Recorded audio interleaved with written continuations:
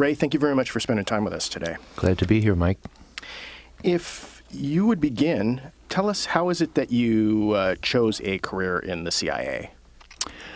Well, it was a natural for me. I majored in Russian undergraduate and took a graduate degree in Russian. I was commissioned when I graduated from college, so I had needed to do 2 years in Army intelligence. But when I finished doing that as a Army infantry and intelligence officer, I moved to the CIA without a weekend to spare. And I was very attracted by the notion of being in one central place where all the information available on a given country or issue would be available to me, and that I would be, well, it's a word that is dropped out of the Washington lexicon. I would be accountable for making sure that the president and his senior advisors were apprised of any major developments in my area. And my area in those days was a growth industry. It was the dispute between Russia and China and the relationship that the Russians still had with the international communist movement, to include Vietnam. So it was a very live account, and I was privileged to get more than my share of little articles before the president in what's called the President's Daily Brief, a publication that has gotten some renown recently, especially as it pertains to the 9/11, what the president was told before 9/11, what he did about that, or what he neglected to do. So during your early years there, then you were working for the CIA while the Vietnam War was escalating. That's correct, yeah. I was watching it from the Soviet perspective, and it was an interesting exercise since number one, I was apprised of pretty much everything that was going on in Vietnam, in very close touch with my colleagues working that problem, and I could see their doubts as to whether anything America could do would be sensible in terms of intervening in what was really a civil war.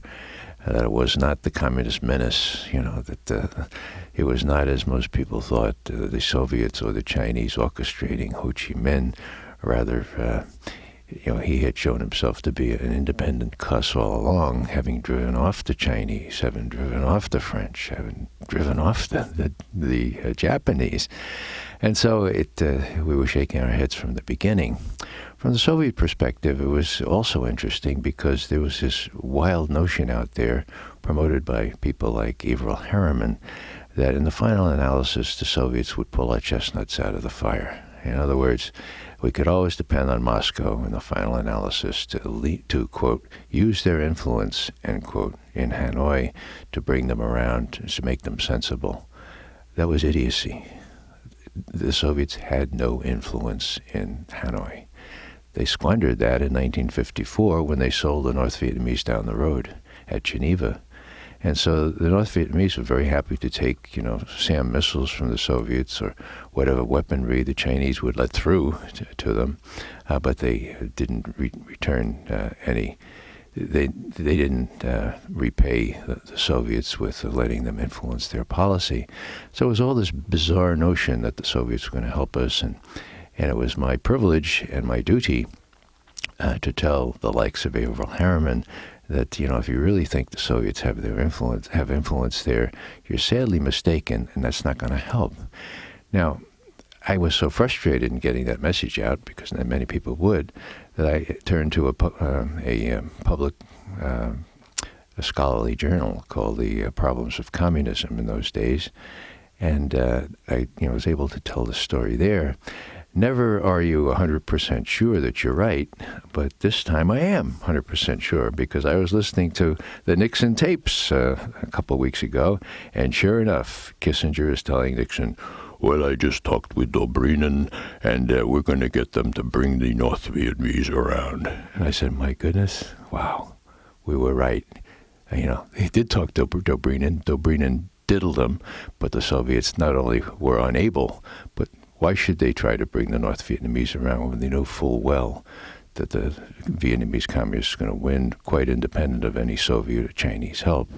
And they did, of course, and the Soviets' game in those days was simply to defend their position as head of the communist world. It just wouldn't do if they didn't make gestures of support to the only communist movement directly engaged with the imperialists. So It was a very clever game, but the naivete on the part of U.S. policymakers was shocking.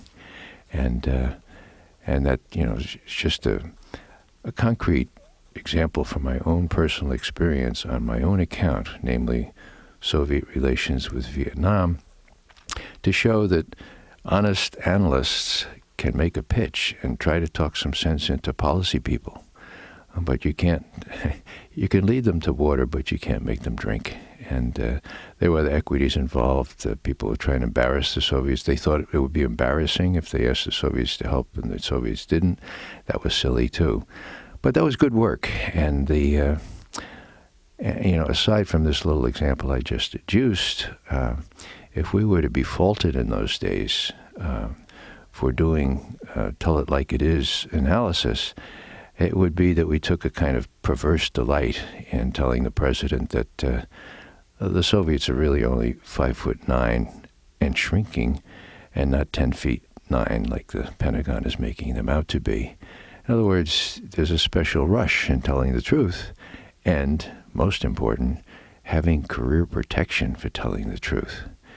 And that, Mike, of course, is what has been diddled away over the last 25 years. It's a very, very sad spectacle, not only to see the corruption of your profession, but also to see this incredible tool needed by every president, the tool of being able to go to somebody and say, tell me, give it to me straight. Tell me what you really think, you and those 2 universities worth of specialists you have out there in the woods of Virginia. Tell me what you really think. In those days it was, the Air Force is telling me, says the president, the Air Force is telling me that we need to bomb North Vietnam, and that'll bring them around, and especially if we close off the Ho Chi Minh Trail with this bombing. What do you all think? Now, I worked with people who brought Ho Chi Minh into Hanoi on their shoulders at the end of World War II. I worked with people who knew Ho Chi Minh. And I also worked with people who knew the effects of bombing, what it can achieve and what it can't achieve. And so we got together and we wrote it like it was. And we told the president, in no way are the North Vietnamese communists going to give up, even if you bomb the hell out of them. And by the way, Mr. President, the Ho Chi Minh Trail doesn't look like I-66. It's a bunch of little trails, footpaths through the woods with canopy. You can't even see it, most of it, from the air. So we told the president that. I guess one of the lessons there is, once again, no president is obliged to make sensible decisions based on intelligence. He made the wrong decision, went ahead anyway, based on what he saw to be his own political needs. Did you find that your analysis that you would bring to the White House would be pitted against that coming out of the Pentagon? Yes, not only the intelligence we sent to the White House, but the intelligence we distributed government-wide. This did not, of course, prevent people like Defense Secretary Cap Weinberger, or later, of course, Rumsfeld, from doing their own, quote, intelligence.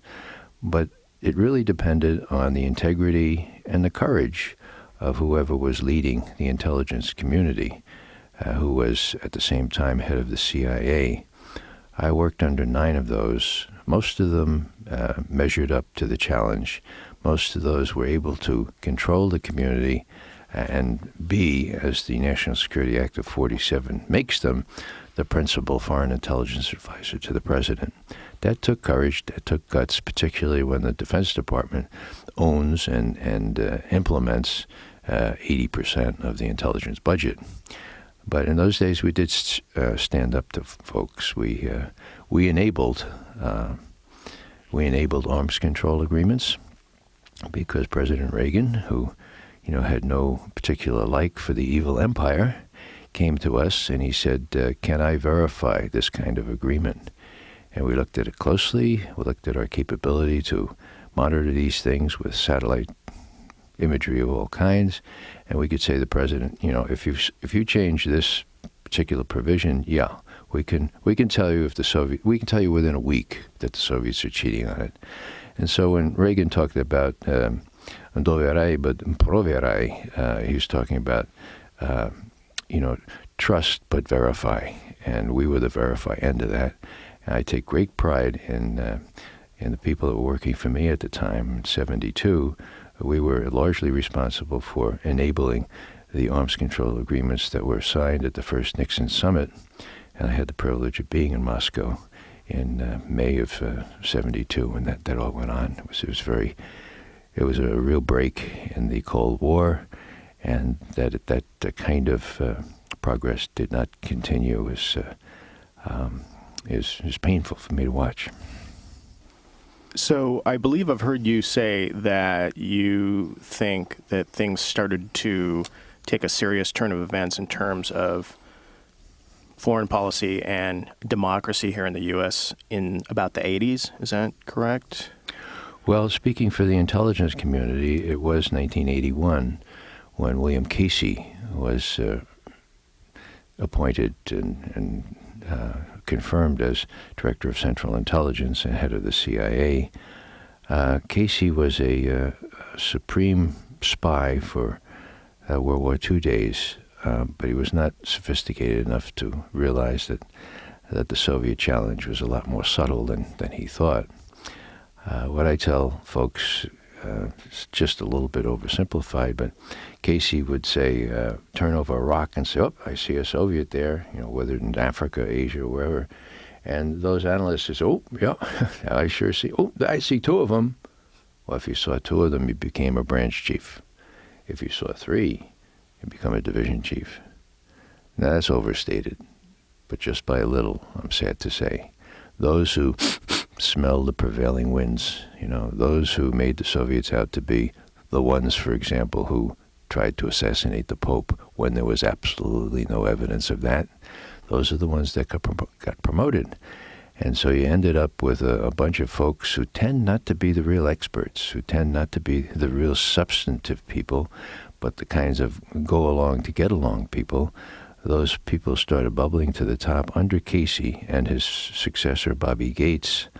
And what we ended up with after 22 years was a situation where George Tenet comes back from the White House and says, well, the administration wants to get Congress to vote for a war against Iraq. We've been able to avoid writing an estimate on whether Iraq has weapons of mass destruction so far, but that game is up. We're going to have to do that now because the Senate tells me that they're not going to vote for war unless they find out that we think that Saddam Hussein has weapons of mass destruction. And so I wasn't there, but the way these things work is Tenet goes to the White House and says, the jig is up. I guess we have to do an estimate. And the White House tells him, well, yeah, okay, do an estimate. Just make sure of two things. Number one, make sure that estimate comes out exactly the way the Vice President said the situation was in his major speech of August 26th. We're talking in the middle of September now, 2002. Make sure you read Dick Cheney's speech very carefully. Cheney led the charge saying that Saddam Hussein had all manner of weapons of mass destruction, to include reconstituting his nuclear weapons development program, that his nuclear capability could come much sooner than anyone expects. And by the way, don't be deceived into thinking UN inspectors can do any good. They just give you a false sense of security. Those were the main points in Dick Cheney's major speech there on the 26th of August, 2002. And George Tenet, sycophant supreme, said, yes, sir. And he said, what's the other point? The other point was, well, Karl Rove wants to force this vote before the midterm elections. Of course, we're talking mid-September 2002. And so you have to get it done in 3 weeks. Tenet salutes, goes back to CIA headquarters, and I assume they still do it the way they did it in the old days, so to speak. He would convene his chief managers around the conference table of the Director of Central Intelligence, and he would have said, now we have to do this estimate. It's got to be done in 3 weeks, and it's got to come out the way Dick Cheney says. Now, in the old days, we would have looked at the director and said, "You're kidding." And if we thought that the director was serious, I'd like to think we would have all just got up and walked out of that room saying, "Sorry, we don't do that kind of stuff. That's not our job." Now, it may be that we didn't have the courage all to walk out, but he would have known, that director would have known that he had an insurrection on his hands at the top managerial levels. Now, here it is 22 years after Casey came on. You have a whole generation of people who bubble to the top by telling the director and the White House what they think they want to hear. And so these guys saluted. The person selected to chair this estimate was a person who had worked very closely with Donald Rumsfeld. And in 3 weeks, they came up with, guess what? Saddam Hussein has all kinds of weapons of mass destruction. He's reconstituted his nuclear weapons development program. And he's a threat not only to his immediate neighbors, he's a threat to the United States. And so please vote for war. And on the strength of that estimate came out on October 1, 2002. On October 7th, the president went before the country, major speech. The first sign we may have that Saddam Hussein has a nuclear weapon could come in the form of a mushroom cloud. October 8th, Condoleezza Rice, same words. October 9th, Victoria Clark, Defense Department spokeswoman, same words, mushroom cloud. October 10th and October 11th, your representatives, your senators and mine, most of them, voted for a war that was totally unnecessary, voted for a war based on fabricated intelligence that the president and his chief advisors knew was fabricated. And so we have two things here from my perspective. Something that's very painful personally, the corruption, really the prostitution of the intelligence analysis profession. But that pales in significance when you look at the constitutional implications here. And most of us are pretty conservative types working in CIA or, in my own case, in the Army. And we have this thing about swearing an oath to protect and defend the Constitution of the United States, not the President, not the Commander-in-Chief, the Constitution of the United States from all enemies, foreign and domestic. And we watch what was going on here with one branch of our government, the executive, deliberately deceiving the Congress, the other branch, out of its constitutional prerogative to declare or authorize war.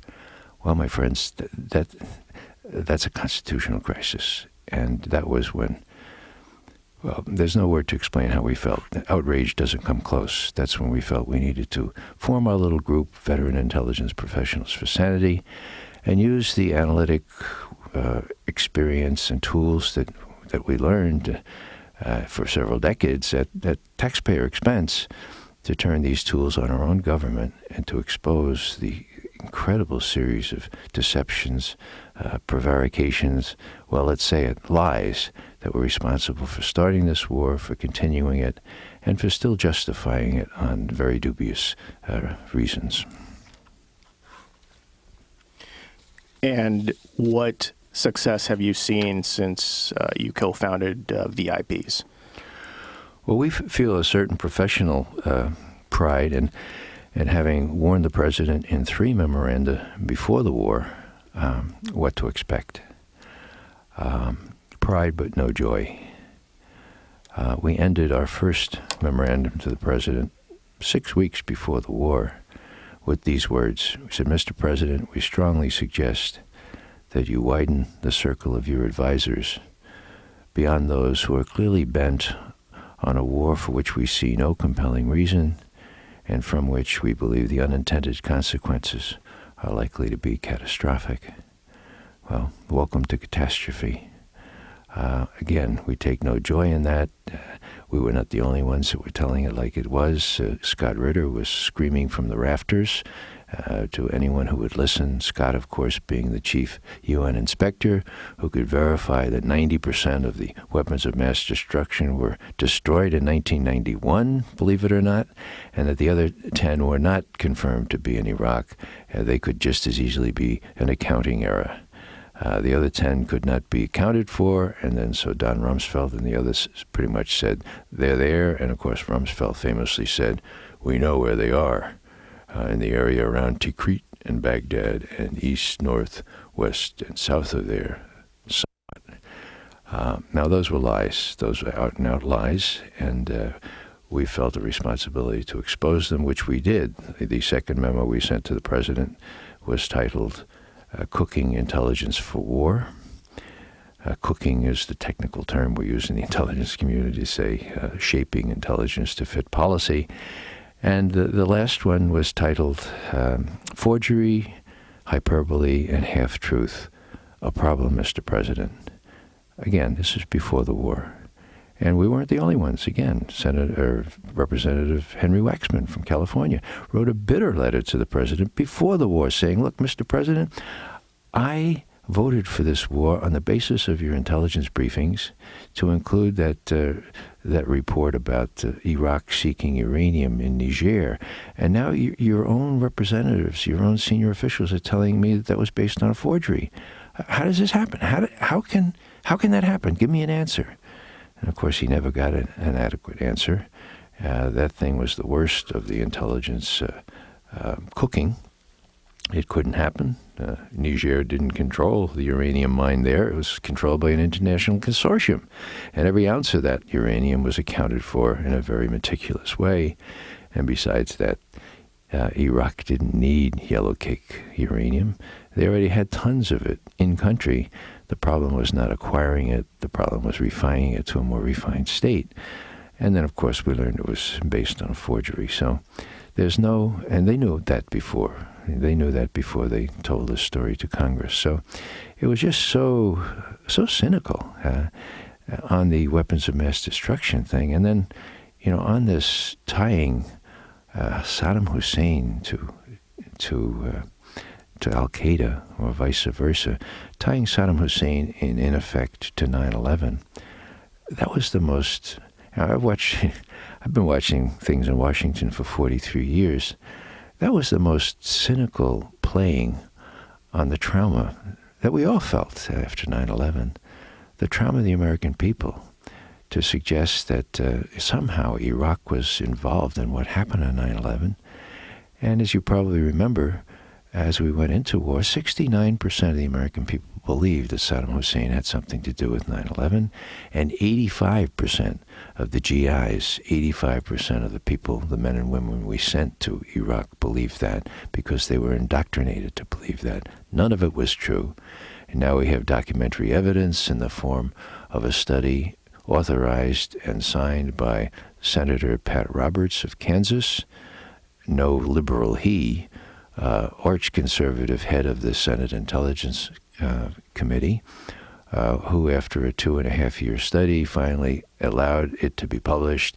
And the main conclusion of this particular study was there never was any evidence of a meaningful tie between Al-Qaeda and Iraq, and that all the evidence adduced in those days was cockamamie, was made up, was forged, or otherwise drawn from the likes of Ahmed Chalabi, the hardly disinterested emigre who told us lots of tall tales and is now proud of it. And a lot of this, a lot of the acceptance that the citizens in the U.S. took came from a corporate media that was unquestioning in what was coming out of the White House at the time. Do you see parallels to that and for instance, the Soviet media that you were studying for so many years? Well, yes, it's a little different since you don't have the party, at least. Well, maybe I'll take that back. We had, in my days of analyzing the Soviet Union and a little bit of China, we used to speak pejoratively of, this one-class, this one-party state, what can you expect from a one-party state, And as I look around today, with one party in charge of the executive and the legislative branch, and some people would suggest, if not now, maybe next year, in charge of the judiciary as well, the Supreme Court, well, it resembles very much a one-party state. And suffice it to say that in all my experience, 43 years, there's been one sea change in our body politic, And that, I would suggest, is the fact that we no longer have a free media in any meaningful sense of the term. You have to really try. You have to go out of your way to get the real story. And most Americans are working 2 jobs or taking care of their kids. They get home at night and they put their feet up and they think that they're getting news from the likes of Fox News.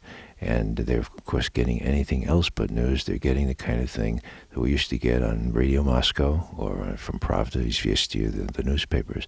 They're getting a steady diet of disinformation. For example, let me give you a kind of an example here. We know that the president had decided for war in Iraq a good 9 months or so before the war started, at a time when he was claiming that war was not on his desk, that it would only be a last resort, and he was still trying to negotiate his way through this. We know that because Tony Blair, who had a lot of interest in what the president was really thinking, saw fit in the summer of 2002 to send the chief of his intelligence, Sir Richard Dearlove, head of MI6, to Washington to confer with his opposite number, George Tenet, head of CIA, and other senior officials, just to sort of get the lay of the land, see what was really being planned. And that all happened on the 20th of January, full-day session at CIA headquarters, and I'm privileged to know how that went, since one of our VIPS folks knows firsthand about that. And what he was told, what Sir Richard Dearlove was told, was reflected in a minutes of a meeting 3 days later in London, in 10 Downing Street. They're called the Downing Street Minutes. What are they? Well, when Dearlove got back, Blair wanted to see him right away, so he convened a meeting of what I call the 12 Apostles, his 12 senior national security aides, Foreign Secretary, Defense Secretary, the head of their equivalent of Joint Chiefs of Staff, the whole schmear, 12 of them. And Dearlove reported on his visit to Washington, and what he said was this: the president has decided to wage war in Iraq. The war will be justified, in quotes, by the conjunction of weapons of mass destruction and terrorism. A translation from the British: we're going to say that Saddam Hussein has all kinds of weapons of mass destruction, and we're going to say that he's likely to give them to terrorists. And then interestingly, when the Foreign Secretary objected, Jack Straw sort of tells it like it is more often than the others. When he objected, he said, well, this weapons of mass destruction stuff, I just talked to Colin Powell, and the evidence of that is pretty elusive, pretty squishy, Then comes the final sentence from Sir Richard Dearlove. But the intelligence and facts are being fixed around the policy. Now that, Mike, is the cardinal sin in intelligence analysis. You don't fix the intelligence around the policy. You give it to the policymakers straight. If they want to fix it, that's their problem. The people elect them, and they hopefully elect honest people. But you give the intelligence straight. You don't make a decision for war and they go say, ooh, now what kind of intelligence can we fix to justify this war? And that's exactly what was being said here. It's documentary. The minutes were written by a participant in that meeting on the same day it was held, and the British government, in fact, has vouched for the authenticity of that document. Well, why do I mention that in this context? Fox News found that a bitter pill to swallow, and most of the mainstream media pretty much avoided it. But Fox News needed to face into it, and so they said, well, now, please, Americans, understand that the word fixed in British usage has a very different connotation, and it doesn't mean what we think, And they did that for a couple of days. So I called up my friend in London, and I said, what does fixed mean to you? I said, what do you mean, Ray? I said, look, just tell me, if I use the word fixed, what does it mean? He says, well, you fix an election, you fix a game. Fixed is fixed. What's the matter with you, McGovern? And so I said, thanks very much. I hung up. It was all contrived, and yet the American people, all those who had put their feet up and watched Fox News, and I guess it's the most popular quote, news, end quote, station people watch, all of those people were deceived into thinking, well, it's not really the case that the president was shaping intelligence to justify ex post facto a decision for war, fixed me something different in the British usage. And that was allowed to stand, of course, because Fox never issues retractions when the objective is to deceive the American people by following a White House script, no matter how far-fetched. We are talking with Ray McGovern, a 27-year veteran with the CIA and co-founder of Veteran Intelligence Professionals for Sanity. Though not initially mentioned as one of his campaign platforms, it appears that torture is becoming a foundation with the current Bush administration. I'm wondering what your thoughts are on the state of affairs in terms of torture in U.S. policy. Well, Mike, this is something that I've been very, very close to for over a year now, ever since a talk show host called me and said, Mr. McGovern, we're going to have a 20-minute session on torture, and we know where you stand, but we're going to have a representative of the other view. And I said, there's another view. He said, oh, yeah, we have a representative who worked for the Reagan administration. He thinks torture is okay under certain circumstances. So I wanted to say, well, bring him on, but that's been used in another context, and I avoid saying that. So I said to myself, okay, I'll do that. And I went down to my den, and I said, now you have to be sort of responsible here, Ray. Why is torture not a good idea? And so I came up with 5 reasons. Maybe I'll just explain them briefly to you. The first, I'll recite them in what I consider to be the ascending order of importance, the most important last. Number 1 would be what John McCain and others always say, torture gives our country a bad name. Well, yeah, it does. Does that matter? Yes, it matters, but it's far from the most important reason. Number 2, torture endangers our own troops. We know that. That's why the Geneva Conventions were agreed upon by all civilized states. Now, I would make a point here. We're not talking only about physical torture. We're talking about mental torture. Suffice it to say that when you ask John McCain and others who spent 5 or 6 years in the Hanoi Hilton, you ask them, how did you persevere? How did you make it through? How did you do it? Invariably, all of them say, we did it because at the end of the day we could say, at least we don't do that. Now, our GIs, the ones that would be captured, don't even have the solace of being able to say that. Well, we'll go to the third one here, where torture just lengthens the Al-Qaeda recruiting lines, the recruiting lines of terrorists. It just makes it a growth industry. Number 4, or the next to the most important, is torture doesn't work. We know that. On the very day that the President of the United States saw fit, a month ago, it was the 6th of September, saw fit to brag about the achievements of torture by CIA interrogators at these sites, these black hole sites. Al-Zubaydah told us about, Khalid Sheikh Mohammed, who told us about somebody else. Well, number 1, folks, most of that was erroneous. Most of that was not factual. Most of that was lies, okay?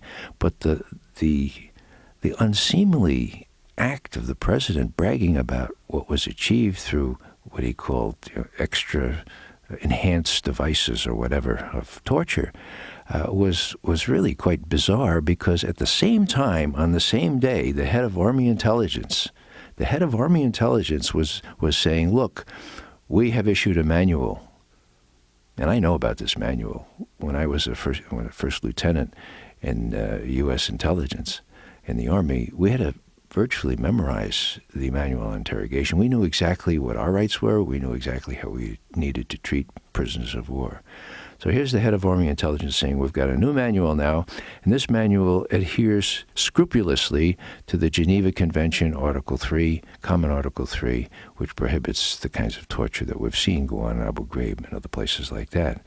And then what he says, what he sees fit to say is, and this is a virtual quote, "No good information has ever been obtained by means of harsh interrogation techniques. History tells us that, and the empirical experience of the last 5 years, dark years, tells us that, period," end quote. Now, that's pretty gratuitous. Here's the head of Army Intelligence saying the empirical experience of the last 5 years confirms the historical judgment that torture, that harsh interrogation techniques do not yield good information. He says no good information can be obtained that way. Now, that's the same day that the President of the United States is arguing for congressional authority to continue torturing people. It was bizarre, and yet it was lost on the press.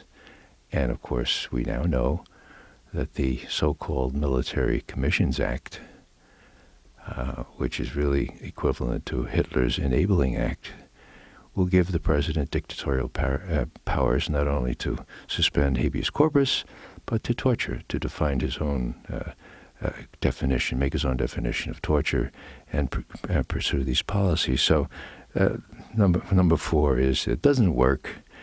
Don't believe any of these cockamamie stories about, the ticking bomb in Times Square and, this guy sure knows it. Never happens, never happened. And you have to take my word for that. We have 57 veteran intelligence professionals for sanity now, and our common experience tells us that. And number 5, the most important reason, of course, is torture is wrong. It's intrinsically wrong. I mean, it's in the same category as slavery or rape. Always, always wrong. That's why there are laws against it. That's why there are international conventions against it. It's not wrong because there are laws against it. There are laws against it because it's wrong. And all civilized countries subscribe to that until this president, on the very day of 9/11, at a meeting after he addressed the nation, convened Richard Clark, the head of his counterterrorism unit, and Donald Rumsfeld in a small room in the basement of the White House, and said, quote, "I don't care what the international lawyers say, we're going to kick some ass, period," end quote. How do I know that? Richard Clark was there. He's written a book. He quotes the president.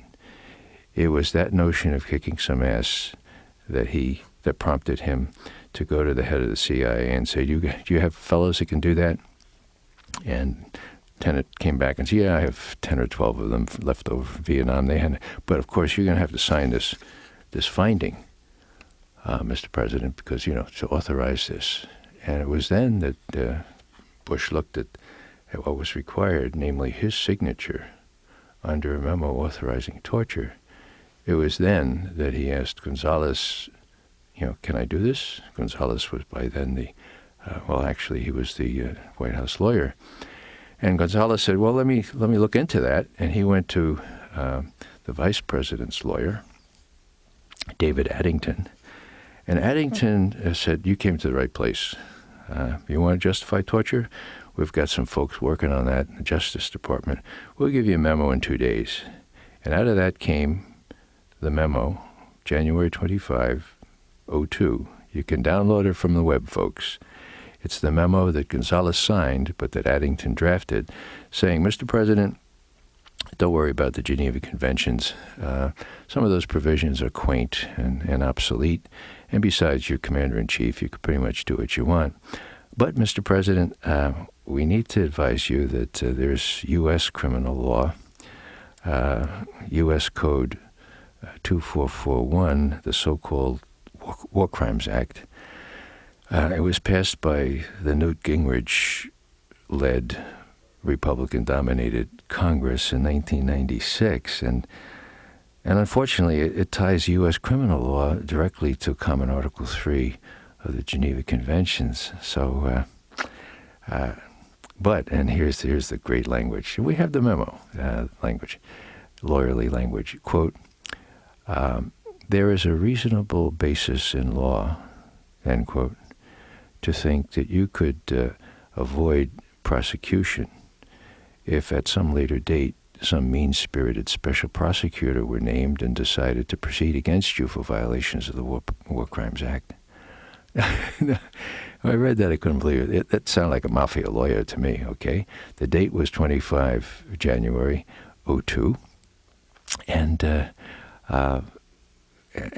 so that's what Gonzalez advised.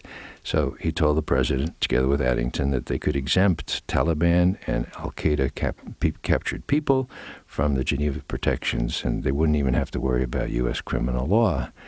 Now, the president, meanwhile, of course, Colin Powell objected strongly. What Powell said is this would destroy the Army. It would reverse a whole century of military discipline. It would introduce ambiguities into the status of this or that prisoner. It would be bedlam for the Army. But Colin Powell, you know what he did? He let his lawyer communicate with the president's lawyer. So William Howard Taft IV wrote a nice little memo to Alberto Gonzalez, and Powell didn't have the courage of his own conviction to march to the White House and say, Mr. President, if you do this, it's going to ruin my Army. It's going to have untold consequences, and I quit if you approve this. He didn't do that. So the 25th of January is when this memo went to the president, downloaded from the web, folks. On February 7th, so what's that, about 13 days later, the president issued the torture memo. Why does nobody know about this? Because of the domesticated press, okay? The torture memo, downloaded from the web, folks, February 7th, from the President of the United States to the head of CIA, National Security Advisor, Secretary of Defense, and so forth, saying, I don't have to, as Commander-in-Chief, observe the Geneva Conventions for the Taliban or al-Qaeda, but we'll treat them, quote, humanely, as appropriate, comma, and as consistent with military necessity, period, end quote. Now, Mike, that's the loophole through which the head of CIA and the Secretary of Defense Rumsfeld drove the Mack truck of officially sanctioned torture, February 7, 2002. And that began it, and Rumsfeld sent more detailed instructions to Guantanamo and Abu Ghraib, and that's how it all happened. So what we have here, I'm always, not amused, I'm enraged when people talk about these bad apples at the bottom of the barrel. The bad apples were at the very top of the barrel, Mike, very top of the barrel, and the foul ooze that spoiled that barrel came from the commander-in-chief and his chief advisors. It's documentary, it's proven, and yet what has happened? What has happened is, there's no word in English. Outrage doesn't do it. What has happened here is the president has been able to browbeat the Congress into approving a law, the so-called Military Commissions Act, which holds him harmless retroactively for approving torture and gives him the power proactively or in the future to continue to define what techniques can be used in interrogation by the CIA. It's, it's quite amazing. I guess those lawyers were right, if you're going to be held liable to violating the law, we'll change the law. And quite frankly, I'm not a lawyer, Mike, but it boggles my imagination to consider that you can change laws retroactively and say, well, from the time of the initiation of all this, 9/11, the president is held harmless for any violations of the War Powers Act or any other law against torture. But that's what this act says, and that's what this act will do. And the other part of it that bothers me, of course, it's similarly on the eavesdropping on Americans without a court warrant, a direct violation of a law passed in 1978 called the Foreign Intelligence and Surveillance Act, a direct violation of that, about which the president has bragged by saying he had authorized this, that is, warrantless eavesdropping on Americans, over 30 times, that too fits into this category in the same legislation which holds the president harmless for having done this, and gives him the opportunity and the authorization to do it in the future. I mean, is this a great country or what? As long as you're president, as long as you have a bunch of sycophants in Congress, people who are afraid of their own shadows, people who are deathly afraid of any call rove orchestrated effort to paint them as weak on fighting terrorists. Well, they're beneath contempt. I have to say, anyone who voted for that bill. And I was in Missouri just a couple weeks ago looking up Mark Twain quotes, and one of the quotes that I used to consider funny was this: "There is no criminal class in America except the Congress." Now, that used to be funny. It's not funny any longer.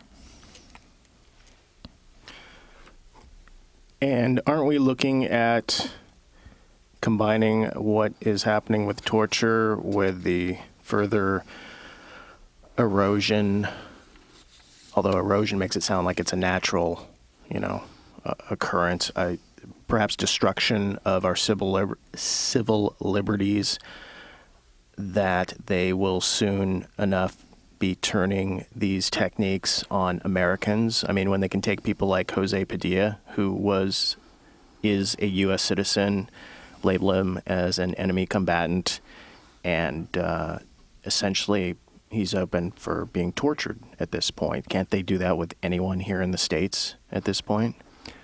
Mike, unfortunately, the answer to that is an unequivocal yes. Now, with this legislation having been passed, it gives not only the president, but the Secretary of Defense the power to arrest someone like me, okay, on the pretense that I'm encouraging the enemy, I'm encouraging the insurgents or the terrorists. If I say, for example, that, as I've said for 3 years now, the war in Iraq is unwinnable, then it's not about terrorism. It's about a civil war and people not wanting occupiers in that country. If I say those things, that can be branded as disloyal, as subversive, and the Secretary of Defense can have his goons arrest me, put me in a black hole in Guantanamo or wherever, and not even tell my wife about it. I would have no recourse to any court. It's exactly the same as what the Nazis called the Enabling Act, March 1933, which gave Hitler dictatorial powers. And I have to say that all too reminiscent of the reaction of the obedient Germans has been the reaction in this country. The Germans, too, had their 9/11 type cataclysmic event. That was the burning of their parliament building in February of 1933. And that was blamed on, guess what? Terrorists, okay? These happen to be communist terrorists, but the whole scare was terrorists. And what some German authors who have looked at this very closely call the slavish submissiveness of the German people kicked in, and they accepted that since the terrorists had burned down the Reichstag, the parliament building, then it followed as night to day that they would lose whatever latent constitutional protections they had under the Weimar Constitution. And so it didn't matter. They expected that, well, their phones would be tapped, their mail would be opened, their desks could be broken into, because the communists burned down the parliament building. And that's pretty much the parallel reaction on the part of most Americans. I go around and ask, well, does it bother you that your phone is tapped? And you know what? 90% of the Americans say, meh, doesn't bother me. I'm not talking with Al-Qaeda, So I asked them, well, does it bother you that Arlen Specter's phone is tapped? And most say, well, who's Arlen Specter? And I say, well, he's the head of the Senate Judiciary Committee. I say, why do you ask that? I said, well, he changed his view on this legislation about wiretapping Americans 180 degrees from the time when he learned about this in December of last year, where he said this was extra legal. He was going to hold hearings until July, August of this year, in which he changed his tune 180 degrees and said, yeah, the president should be held harmless for doing this, and let's give him the power to do this in the future. What accounts for that change? And let me give you a hypothetical. I stress this is a hypothetical. 2 FBI agents interviewed Senator Specter, and they said, Senator Specter, thanks for receiving us. We've just had a wonderful weekend with Mary Crawford in Cleveland. What a wonderful woman she is. It was such a pleasant series of interviews, and she told us lots of things, and we noticed that your travel records indicate that you go to Cleveland every weekend. And so we're really intrigued by that, and so we know a good bit about that, and the president would really like you to to sponsor actually this piece of legislation, which will help him catch terrorists, and he hopes that you can get off this civil liberties stuff about protecting the rights, having people go to court. And so if you'd sponsor this, nobody needs to know anything about Mary Crawford. Who cares? No one will know about Mary Crawford. Now, I sense some of the listeners here saying, McGovern's gone off the deep end. Well, let me tell you, Mike, the Foreign Intelligence Surveillance Act, enacted in 1978, was a reaction to precisely this kind of thing done by J. Edgar Hoover and others. They snooped not only on senators or representatives, they snooped on presidents. And that's why the Congress felt so strongly that they enacted a special law prohibiting that without a court warrant. It can still be done, but you need a judge to rule on that. And that's what the president completely disregarded. And when you look at it, when you look into it a little more closely, you ask yourself, well, my goodness, the president says he initiated this policy in the immediate aftermath of 9/11. Well, if you remember the atmosphere in those days, Mike, you could have put guillotines on every street corner. Nobody would object. I mean, that's when the Patriot Law was passed, for Pete's sake. It just took a month to do that. And so the atmosphere was such that any reasonable proposal to strengthen the ability of the administration to monitor phone calls would have been looked on very favorably. And when Alberto Gonzales, who then was Attorney General, was asked in January of this year why he did that. No, actually, he was asked on December 19th at a press conference right after all this warrantless eavesdropping business came to light.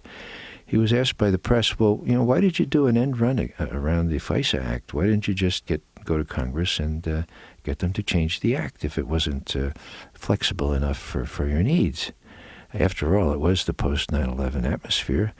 Any reasonable proposal would have been easily put through Congress. Why did you do the end run?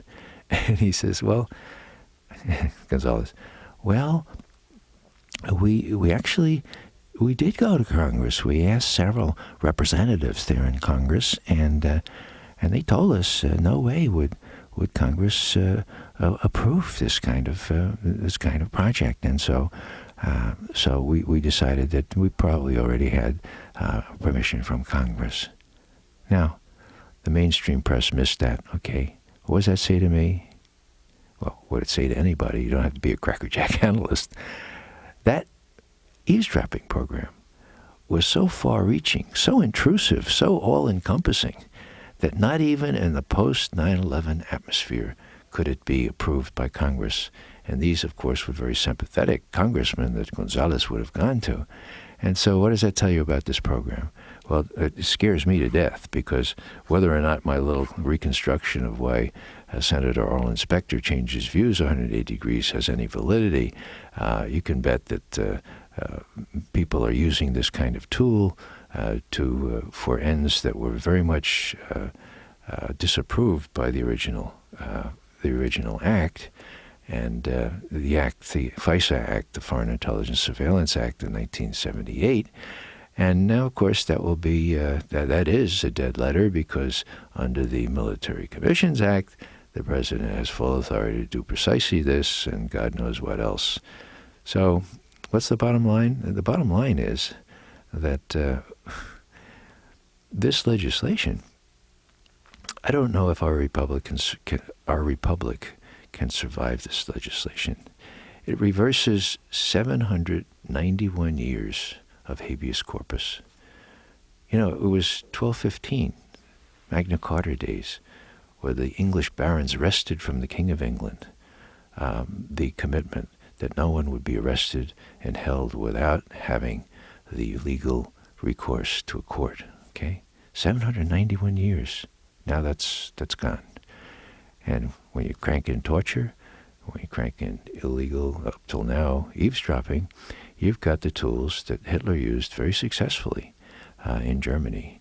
And you have submissive Germans. And I dare say we have very submissive Americans, because either they're not aware, and they can be forgiven to some extent because they can't know this from the mainstream media, already co-opted by the powers that be. You know, you have the makings of a fascist state. Let's just say it, a fascist state, where the corporations that own the media and pretty much everything else in this country are so intertwined with the government itself that it becomes one dictatorial entity, and the rights of citizens, you know, the trains will run on time, but the rights of citizens to recourse when they're imprisoned or wrapped up or tortured are no more. And that's a very serious situation. The only recourse we have that I can see is over the next couple of weeks before the election, we can look very closely at representatives and senators who voted for this Nazi legislation and hold them accountable. We've just been talking with Ray McGovern, 27-year veteran with the CIA and co-founder of Veteran Intelligence Professionals for Sanity.